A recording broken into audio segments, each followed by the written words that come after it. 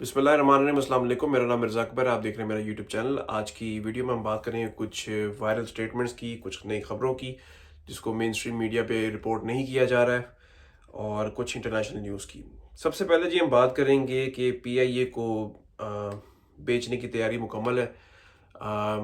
80 billion rupees 80 billion rupees जो थी उसकी, 80 अरब रुपए जो थी उसकी आस्क थी। मतलब जो एक होती है जब आप ऑक्शन करते हो किसी चीज़ को, तो आप उसकी एक प्राइस सेट करते हो, उससे ऊपर ही जाती है। लेकिन बाकी जो 5 कंपनीज थी, जिनमें से 4 को जो है वो बिडिंग ही नहीं करनी दी गई, और एक ने बिडिंग की और वो भी 10 अरब रुपए की।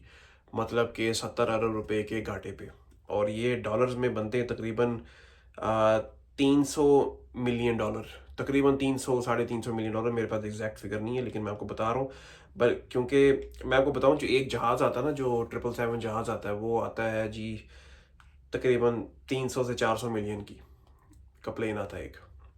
और ये पूरी कंपनी जहाज़ों समेत उस पर बेच रही है उस कीमत पे। और ये जो कंपनी भी जो है, ये एक बहुत आपने देखा होगा कि बड़े टीवी का नाम आ रहा है, टीवी चैनल का नाम आ रहा है, और कुछ इदारों के जो हैं, खुफिया इदारे जो हैं, उनके जो अ, उनमें काम करने वाले जो ऑफिसर्स हैं, उनके नाम सामने आ रहे हैं। और पता ही है आपको। खैर, बहुत ज़्यादा बात आपको पता नहीं कर सकते हैं, वरना क्या होता है आप सबको पता ही है। लेकिन खैर, जो जितना मैं कर सकता हूँ उतनी मैंने बात बता दी है आपको। आप जिन समझदार के लिए इशारा ही काफ़ी है। खैर, ये जो पीआईए का जब रोना डला हुआ था ना इमरान खान के दौर में, कि जी वो रोजवेल्ट होटल जो है वो बिक गया है, पता नहीं कितने उसके एसेट्स बिक गए हैं, पीआईए तबाह हो गई। इमरान खान की हुकूमत में पीआईए का हाल बेहतर था। बहुत सारे कंट्रीज से डायरेक्ट फ़्लाइट थी, इवन के ऑस्ट्रेलिया से डायरेक्ट फ़्लाइट थी पीआईए की। ऑस्ट्रेलिया से डायरेक्ट फ़्लाइट लेना बहुत हद तक जो है ना, मैं आपको बताऊं कि नामुमकिन है पाकिस्तान के लिए। और अगर कोई फ़्लाइट होती है, बहुत सारी फ़्लाइट्स जो हैं वो या तो थाईलैंड जाती हैं, मलेशिया जाती हैं, यहाँ से यहाँ दुबई जाती हैं। तो ये एक बड़ी एक सहूलत थी पाकिस्तानियों के लिए, जो ख़त्म करने की कोशिश है। मैं देखता हूँ पाकिस्तान में ना कि एक तो सहूलत अव्वल तो हुकूमत देती नहीं है, अगर कोई देती भी है ना तो वो भी छीन ली जाती है, टेम्प्रेरी होती है वो सहूलत भी। तो खैर, अगली खबर में हम मूव होते हैं जी। अगली खबर जो है वो है जी, फॉर्मर एक्ट्रेस अदाकारा नरगिस पे उनके हस्बैंड ने टॉर्चर किया है। बहुत बुरा हाल जब मैंने देखा ट्विटर पे, मतलब वो तस्वीरें देखी नहीं जा सकती ना, मैं आपको दिखा सकता हूँ इस पे।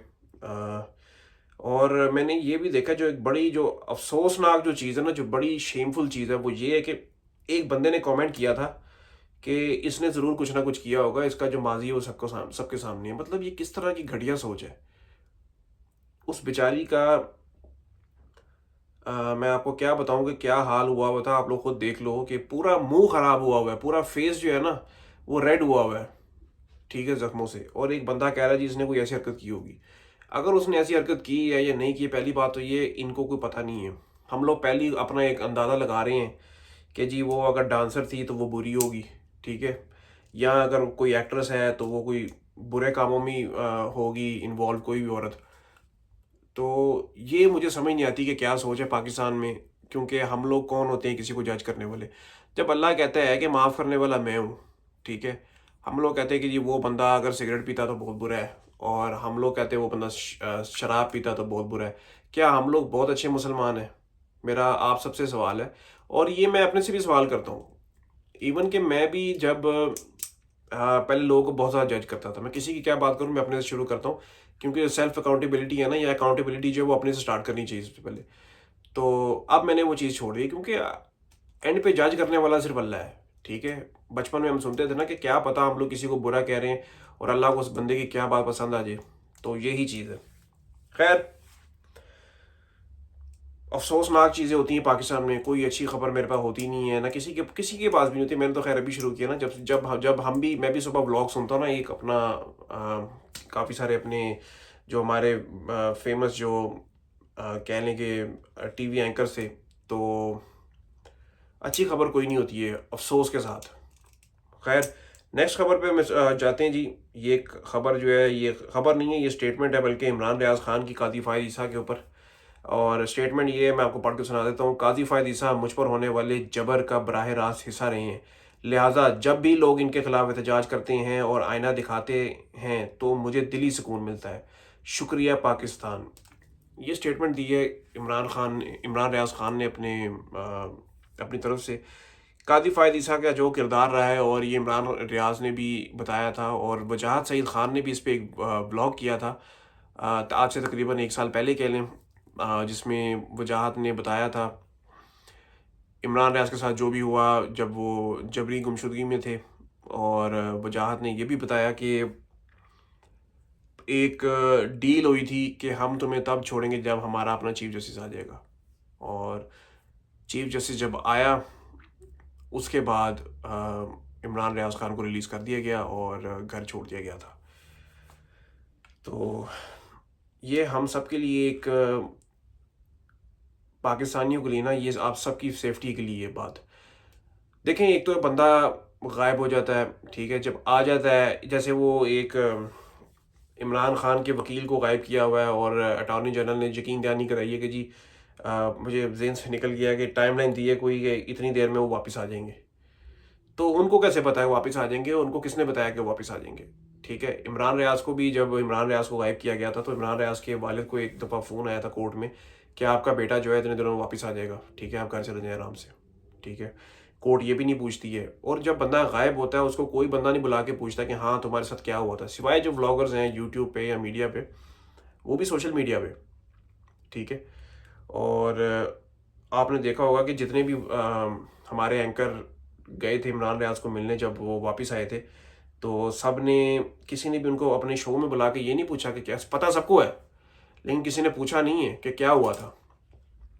खैर, ये पाकिस्तान की रोज़ की स्टोरी है। एक इमरान खान की एक सपोर्टर है सारा मीर, उसकी वालदा को कल हरास किया गया है, उसके घर को घेर लिया गया है। और कल ये वाक़या हुआ है, और उसने ट्वीट भी की थी कि जी मेरी वालदा जो है वो सेफ़ नहीं है और वेल भी नहीं है, अ, उनके लिए दुआ करें। ये थी जी ट्वीट। तो पाकिस्तान में ये हाल है। और ये जो आज बड़े खुश हो रहे हैं ना पटवारी, कल को इनके साथ फिर से यही होना है। ठीक है, लेकिन हमने क्या करना है, हमने इनकी तरह बेगैरत नहीं होना, हमने इनके लिए भी आवाज़ उठानी है, क्योंकि यही जो है ना एक मोमिन का, एक मुसलमान का इम्तिहान होता है।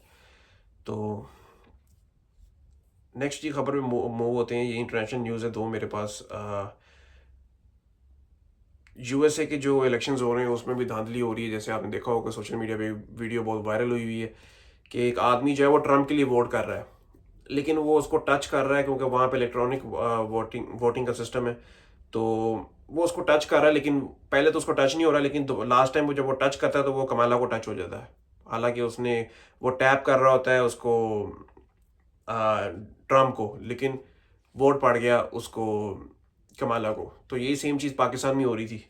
खैर, इलेक्ट्रॉनिक वोटिंग में भी आपको पता है तरह उनके पास भी तरीके हैं डीप स्टेट के पास।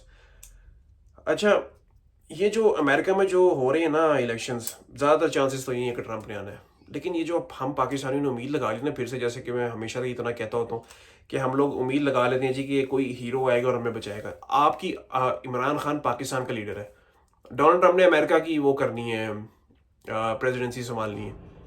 इसका मतलब कि हम फिर से एक साइफर की तरह उम्मीद लगा रही हैं कि जी डोनाल्ड ट्रंप आएगा तो पाकिस्तान इमरान खान रहा होगा, जो कि बिल्कुल गलत चीज़ है। इमरान खान की रिहाई के लिए आपको, मुझे, हम सबको कोशिश करनी चाहिए। और कल को जब नवाज शरीफ के साथ ज्यादती होगी, झूठे केस बनेंगे, हालांकि बहुत ही करप्ट आदमी है नवाज शरीफ, लेकिन उसके साथ ज्यादती भी करो, मतलब ज्यादती नहीं करो, मतलब ज्यादती से मतलब मैंने गलत बात कर दी है, ज्यादती नहीं मतलब कि उसके साथ अगर कोई उसको सजा भी देनी तो मेरिट पे दो। ज्यादती नहीं होनी चाहिए किसी के साथ भी, चाहे आपको दुश्मनी हो। और नेक्स्ट जो लास्ट खबर है जी, वो बाइडन ने ट्रम्प के जो सपोर्टर्स हैं उनको गार्बेज बुलाया। इस पे अमेरिका में काफ़ी हालात जो हैं वो बाइडन के लिए ख़राब हो रहे हैं। और बाइडन, और अब जैसे हो रहा है ना कि एक इन्होंने ट्रम्प पे हमले किए 2 दफ़ा, ऊपर से ये वही काम कर रहे हैं जो नून लीग करती रही है, पीपल्स पार्टी करती रही है पास्ट में।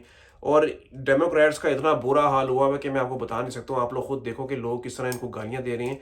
सिवाय इनके पास जो है ना हॉलीवुड के जो हैं, जैसे कार्डी बी, एक रैपर है, फीमेल रैपर, उसने जी स्पीच किया। लेब्रॉन जेम्स ने एंडोर्स किया उसको क्या कहते हैं, कमाला को लेब्रॉन जेम्स जो है वो एक बास्केटबॉल का बहुत बड़ा प्लेयर है, और ये सारे शैतानी लोग हैं। ये क्यों सपोर्ट कर रहे हैं, आप देख इनकी हिस्ट्री पढ़ें, बियॉन्से की, लेब्रॉन जेम्स की, और इवन के एम की, और डिडी के बहुत सारी अजीब सी चीज़ें सामने आ रही हैं आजकल, कि उसने किस तरह लोगों को सेक्शुअली अब्यूज़ किया है, रेप किया है। ठीक है, वो भी कहीं ना कहीं आपको यही मिलेगा। लेकिन खैर ये नहीं है कि उनको सपोर्ट करने वाला हर बंदा ही गलत है। जो अवाम है वो बेसिकली मासूम है, उनको लगता है कि ट्रम्प बहुत बुरा आदमी है। लेकिन एक्चुअली में जो बुरे लोग हैं ना, मेरे लिए देखें कुछ चीज़ों में सेम है, अगर आप ट्रम्प को वोट करें या आप हैरिस को वोट करें। लेकिन मुझे लगता है कि ट्रम्प जो है बहुत स्मार्ट आदमी है, और जो कमाला है ना वो यूएसए की मरीम नवाज है। ये इतनी सी मैं बात करूंगा, इस पर वीडियो एंड करूंगा, आगे आप लोग खुद ही समझ जाओगे क्या हालात होंगे। तो अब तक के लिए इतना ही, अपना ख्याल रखें, मेरे चैनल का भी। अल्लाह हाफिज़।